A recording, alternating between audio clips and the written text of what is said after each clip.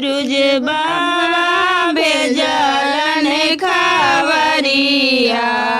दिन मायलो हमार दिन मायलो हमार आदित्य बाबा भेजलन खबरिया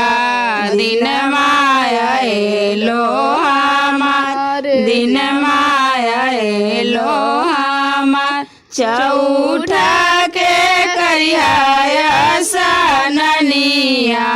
पचमी धरिया ध्यान पचमी धरिया ध्यान छौमी के दिया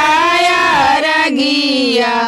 सतमी मांगी आशीष सतमी मांगी आशीष पाँच